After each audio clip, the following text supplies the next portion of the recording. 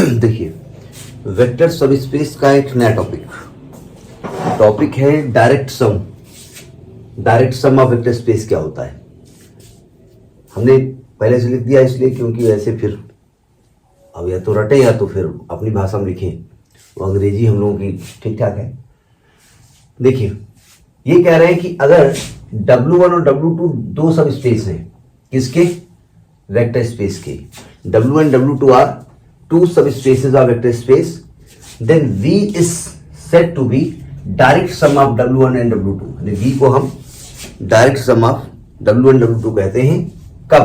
If each element of V can uniquely, इस पर ध्यान रखिएगा, मतलब एक ही तरीका होगा उसको एक्सप्रेस करने का, uniquely expressed as the sum of an element of W1 and an element of W2।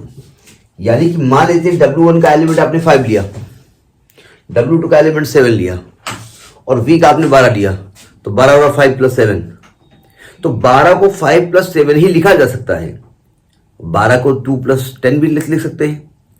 तो अगर यूनिकली नहीं है 2 + 10 भी लिखा जा सकता है, तो फिर वो जो है डायरेक्ट सम नहीं होगा। मतलब एक ही तरीका उसका हो कि 12 को 5 + 7 ही लिखा जा सकता है। बोले भाई 10 + 2 क्यों नहीं कर सकते? तो हम कहेंगे 10 + 2 इसमें है ही नहीं, W1 W2 में है ही नहीं। हमने ऐसे एलिमेंट ही लिए, एक इसमें 5 है, एक इसमें 7 है, इसमें 12 है, तो हमने कहा 12 को 5 + 7 लिख सकते हैं, ठीक है। और कोई ऐसा पेयर स्पेस के बीच में नहीं है जिसको सम करने पर 12 आवे, तो फिर हम कहेंगे कि जो V है वो direct sum of W1 and W2 होगा। बात समझ में आ गई? अगर W1 के पास 2 हो, W2 के पास 10 हो, इनका सम कितना हो गया? 12। W1 के पास 6 हो, W2 के पास 6 हो, 6 + 6 12, तो अब पता चला 12 को कई तरीके से लिख सकते हैं, तब उसको डायरेक्ट सम नहीं कहेंगे, तब नहीं कहेंगे। इसने वर्ड क्या यूज किया गया? यूनिकली, मतलब एक ही तरीका उसका है। लिखा कैसे गया कि मान लेते हैं V का एक एलिमेंट है स्मॉल b और W1 का एलिमेंट कौन है? अल्फा, W2 का एलिमेंट कौन है? बीटा। ज्यादातर टीचर इसको स्मॉल W1 लिखते हैं, लेकिन स्मॉल W1 कैपिटल W1 का इसकी जो सेहत है ना वो कंफ्यूज बहुत करती है, इसलिए हमने अल्फा बीटा माना है। तो V को क्या लिखेंगे? अल्फा + बीटा यूनिकली, मतलब केवल अल्फा + बीटा करने पर ही V आना चाहिए। जैसे अभी हमने कहा ना कि 12 = 5 + 7, तो 5 + 7 ही 12 हो, मतलब 6 + 6 भी तो 12 हो सकता है। तो हम कहेंगे 6 और 6 इसमें W1 और W2 में बिलोंग ही नहीं करते। लॉजिक समझ में आया? और अगर ये समाया है तो इसको लिखा जाता है, इट इज डिनोटेड, यहां लिख दीजिए, it is denoted by V = W1 और एक सर्कल में प्लस बना देते हैं W2, डॉक्टर का साइन, ठीक है। और इन जनरल अगर बहुत सारे सब स्पेस हैं W1 W2 up to Wn और ये डायरेक्ट सम है V का, तो W1 direct sum W2 direct sum W3 up to Wn ऐसे लिखा जा सकता है। और ये W1 W2 को हम कहते हैं कॉम्प्लीमेंट्री स्पेसेस। तो समझ में बात आ गई? अब हम इसके एक दो एग्जाम्पल दिखाते हैं और यूनिकली वर्ड को बताते हैं कि यूनिकली लफड़ा क्या यहाँ पर है, ठीक है। नोट कर लिया? देखिए,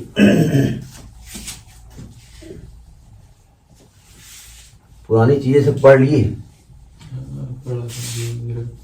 कि पढ़ ही लिए? पढ़ ही लिए। जैसे मैं एक एग्जाम्पल लेता हूँ, 2-3 एग्जाम्पल बताएंगे। पहला एग्जाम्पल लेता हूँ, जैसे हमने V3R अ वेक्टर स्पेस, हमने मान लिया एक V3R है, वेक्टर स्पेस है। इसको लिखने का तरीका समझ आ गया? V3 का मतलब मैं 3 डायमेंशनल स्पेस ले रहा हूँ, 3D स्पेस ले रहा हूँ, और उसका जो फील्ड है उसके एलिमेंट रियल नंबर है, ठीक है। और हमने इस प्रकार से माना है element A B C belongs to V, हमने ऐसे माना है। जहां ABC क्या है? Where ABC what?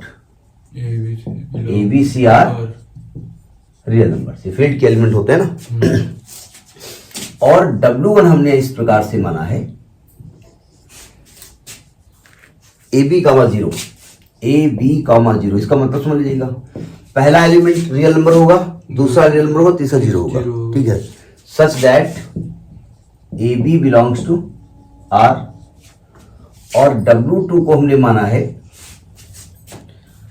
0, 0, C, 0 0 C such that C belongs to real number।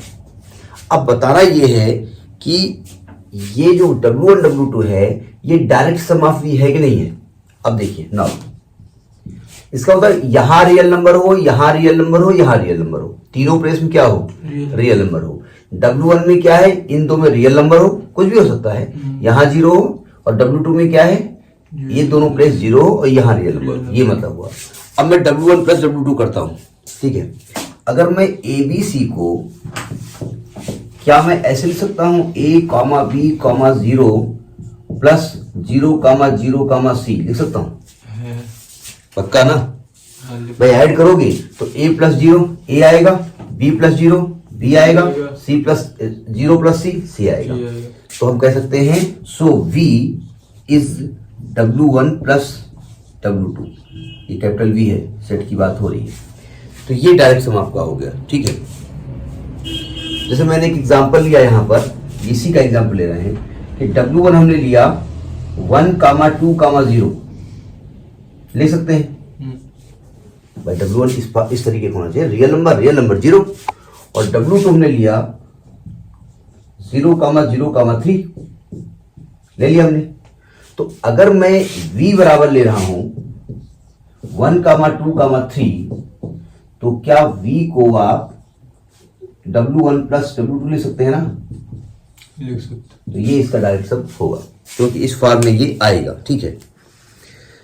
अब एक चीज दिखा दे, यूनिकली वर्ड बता दे, ये यूनिकली वर्ड कहां से आ रहा है, ठीक है। यहां पर देखिए, यहां कुछ भी हो वो यहां पे आ जाएगा, जो यहां होगा वो यहां पे आएगा, क्योंकि इसमें प्लस क्या होना है, 0। ये इसको डिस्टर्ब करेगा नहीं। लेकिन मान लिया मैं एक एग्जांपल चेंज करता हूं, मतलब ये दिखाएंगे डायरेक्ट सम कब हो सकता है, कब नहीं हो सकता है, ये सब बातें क्लियर होनी चाहिए, ठीक है।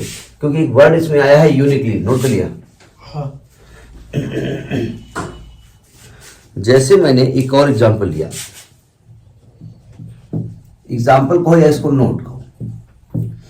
हमने V3R माना है, V3R को माना है इस प्रकार से, ABC माना है, और W1 माना है हमने AB0। W1 जो माना है वो माना है A, B, 0 such that AB belongs to real number, और W2 हमने माना है A, 0, C such that AC belongs to real number. अब हम दिखाना चाहते हैं कि ये डायरेक्ट सम है कि नहीं है। जरा समझिएगा, ये A का मतलब A नहीं है यहाँ पर, मतलब कोई भी दो एलिमेंट जिनका सम किसके इक्वल आ जाए, एक इक्वल, ये मतलब एक रिप्रेजेंटेशन है। ये A हो सकता है, A/2 हो सकता है, ये 5 हो सकता है, वो अलग की बात है, ठीक है। जरा समझने की कोशिश करिए। अगर मैं यहाँ W1 को इस प्रकार से मान लूं A/2, B, 0, तो यही फॉर्मेट है कि नहीं है, और W2 को मान लूं A/2, B, 0, C, ये टपल से इसलिए ऐसे लिखा जाएगा, ऑर्डर पेयर टाइप का है।